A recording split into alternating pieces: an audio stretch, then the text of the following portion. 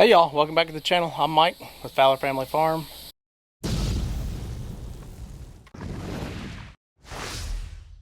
Tanya's in here cleaning up some of the old chicken stuff to go put in the compost, and she's also moving the chickens, I think it's 22 laying hens that we purchased.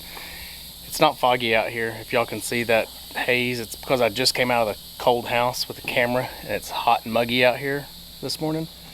So that's why you're getting that. So anyway, she's moving the laying hens over where the meat chickens originally were in that bigger brooder. Let me show you. You getting work done? Yep, it's hot. It is hot. So instead of pulling it, she's just going to drive it over to the compost pile right over there. Did you give him this feed this morning, Mike? Yeah, mother. No, he didn't. So if you can see that there's still feed in here, and that feed is from last night, so they're not eating all that I'm giving them, but that's good. I mean, we want them to get big, so probably about 8 to 10 days out of butchering, I want to start feeding them just once a day instead of twice a day, because I've noticed that's when I lose most of them. If I'm going to lose any, it's during that last week where they really start getting big and slow and can't walk very well. So I just don't want them to get too big and start losing them. So I slow down on the feed right before we do the butchering process. Okay, so I can take you into the laying hens, the new ones, and show you what I did in here.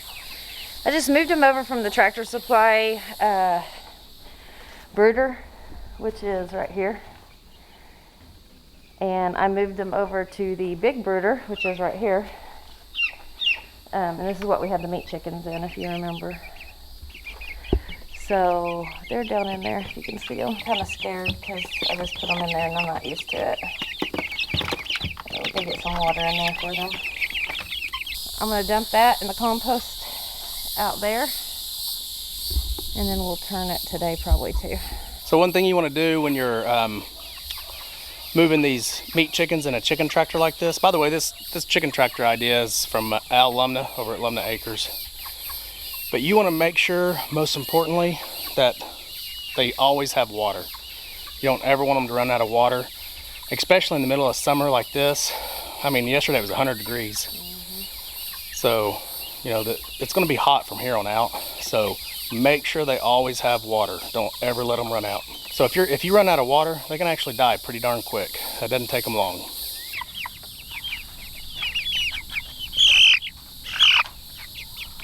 Now what? It's okay for... So we still have 23 meat chickens, so we have not lost any since the bad storm we had come through where we lost 3.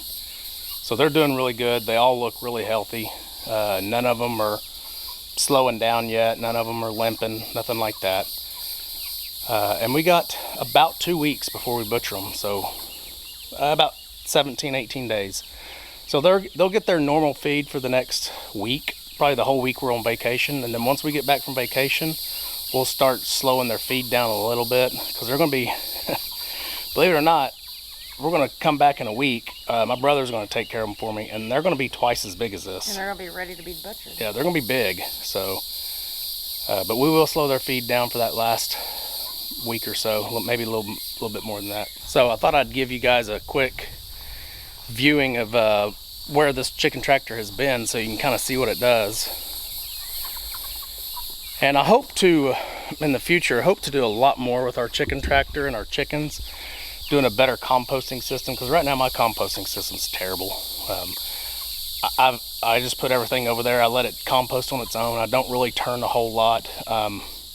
I want to get to where I am doing that more often and a better job of it. It's just hard when you're constantly busy. So you just can't, it's hard to keep up with everything. So let me show you, turn the camera around and kind of show you where this tractor's been and what it will do for your grass and for your ground. Okay, so this square here is where it was yesterday. And I probably shouldn't have moved it yet. They probably still could have went through a little bit more of that. This is where it was the day before.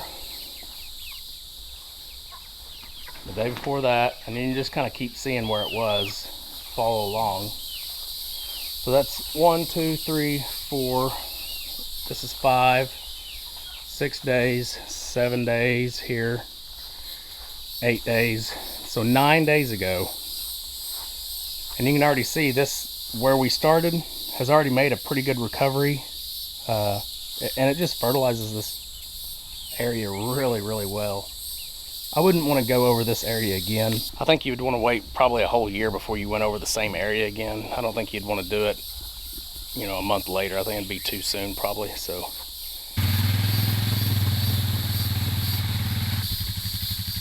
What, turn it?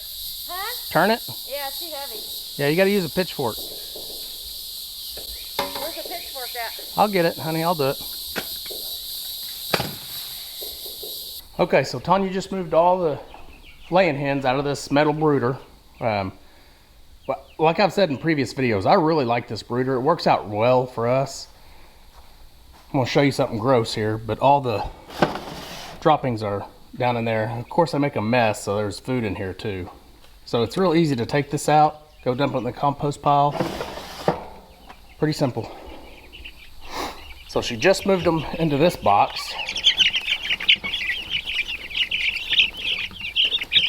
Doesn't look like 22, but it's 22 of them.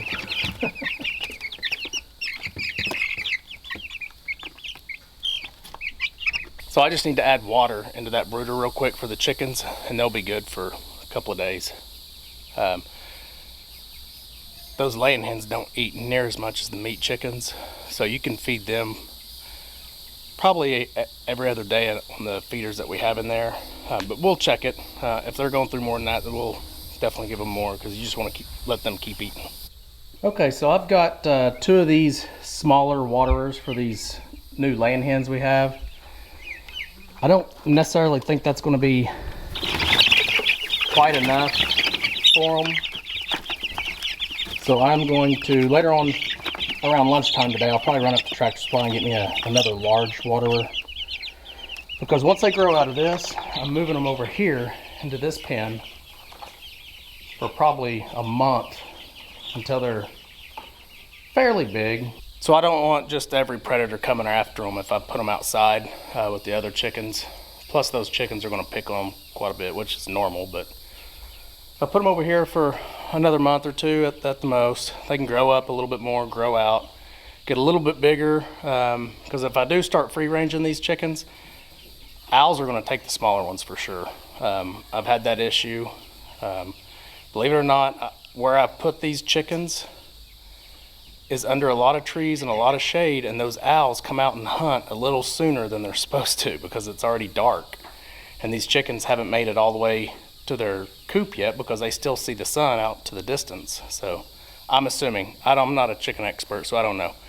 I just know last year I lost a lot of chickens and I had no other predators other than that owl. So right behind me is our compost pile.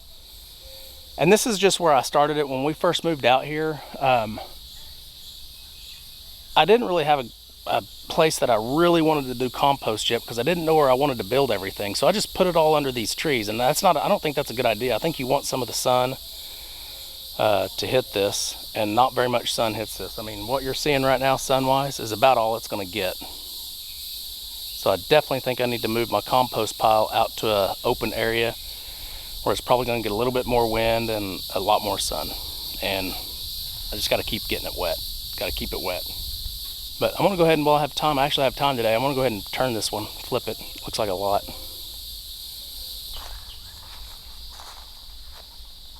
Okay, as you can see, I've got 2 different piles here now. So I have flipped it and turned it. What was underneath is now kind of on top the best I could. I don't have a whole lot of knowledge when it comes to a compost pile. I just know if you just keep adding stuff, browns and greens, it'll eventually decompose and turn into good soil. I know there's a lot quicker process to this if you come out here and turn it every day and add to it every time, but I don't do that. Let me show you what we are doing now though. So now we're just taking this little wagon, picking up some bigger limbs, and we have started a few little burn piles along the main path that we use. Okay, hopefully you guys enjoyed the video. Remember, if you're new to the channel, please go down and hit that subscribe button. It really helps us out. If you like the video, please hit the like button and leave us a comment. We'll see y'all on the next video. Remember, do the good.